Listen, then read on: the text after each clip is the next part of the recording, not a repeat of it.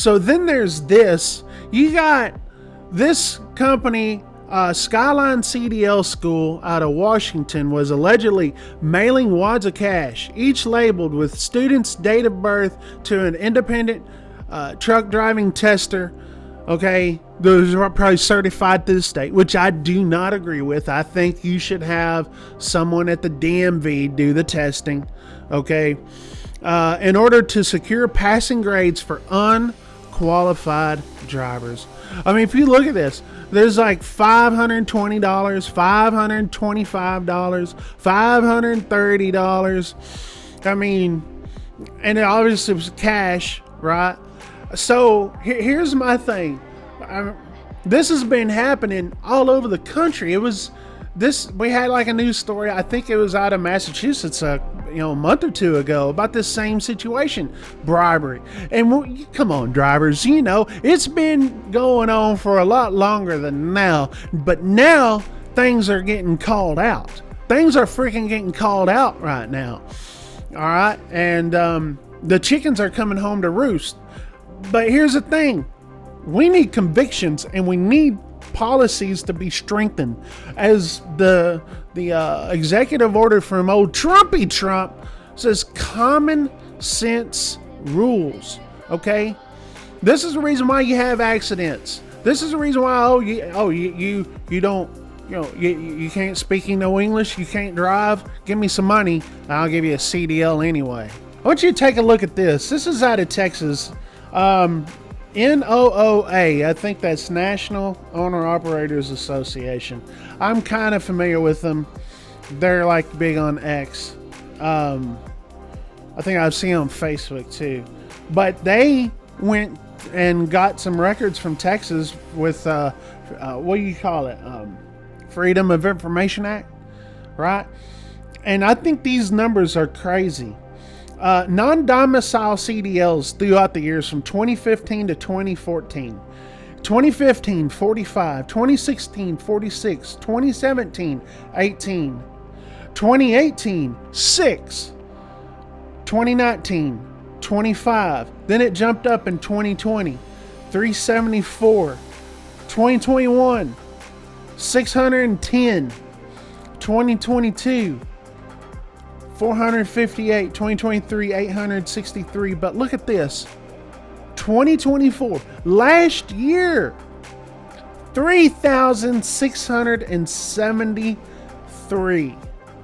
3,673. Now, if you look at this, you see the total number of CDLs and whatnot. I'm going to sit there. My main thing, my number is looking at this. How many non-domicile CDLs? And we're talking about from other countries, okay? And you got guys out here sitting there saying that all it is just rhetoric when people sit there and blame Biden or the Biden administration, when the numbers are right here. This is from the state of Texas. And listen, and state of Texas is a red state, right? But think about how much is in California. I mean, think about, those, or maybe up, like in Washington, right? We're sitting there talking about this. We're talking about bribery going up in Washington. People coming in from Canada. Ask my Snow Mexican friends right now. Ask them. If you know a Snow Mexican, aka a Canadian, ask them what they feel about foreign truck drivers in their country. Okay? I mean, they've been dealing with this for a long time as well. I mean, it's just the way it is.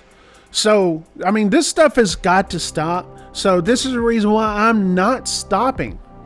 I'm not stopping calling out this crap. Okay, so now we got the English language, right? We're getting that back into trucking. Okay, we're going to start enforcing it. That CVSA said that they're going to start enforcing it on June 25th. June 2025. That's great. Okay, but fraudulent CDLs, non-domicile CDLs, that stuff we gotta fix. We gotta have a system.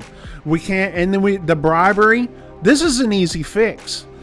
Okay, yeah. It may be hiring more testers that are with the state, with your state.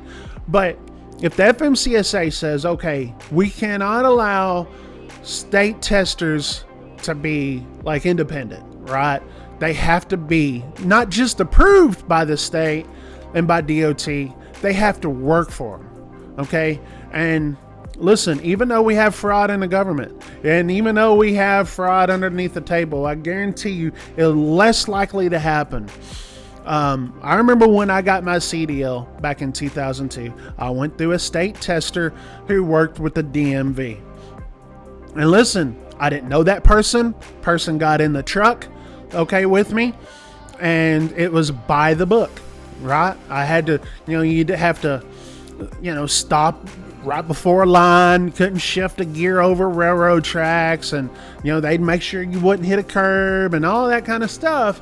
Parallel parking, you had to do all that stuff in the state of Texas, and then obviously your knowledge, and everything was in English. There was no sitting there saying, oh, would you like a translator? Oh, would you like a different test in English or in Spanish? No, everything was in English, the way it's supposed to be. All right? Listen, for a car, it's one thing. I don't care about a car. Yeah, I would love everybody to be able to know English. Cars are one thing. But to be a truck driver, a CDL professional truck driver, you need to speak English. Okay? And some of you guys may say, and I agree with you, say, well, shouldn't car drivers be held to this? They got to read the signs too. Absolutely.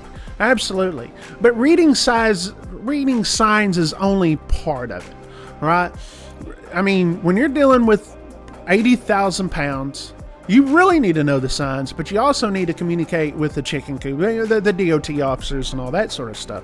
Where a car driver can, if they don't speak English or whatever, I mean, they could have a translator. That's one thing, but it's a different thing for freaking CDL drivers. It's different. We're in a different freaking world, and that's just the way it is.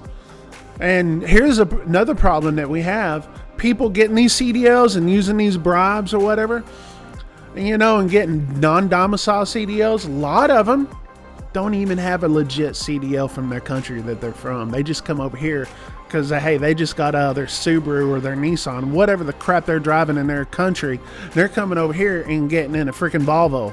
I mean, yeah, it's a Volvo, but hey, it's 80,000 pounds. Just think about that.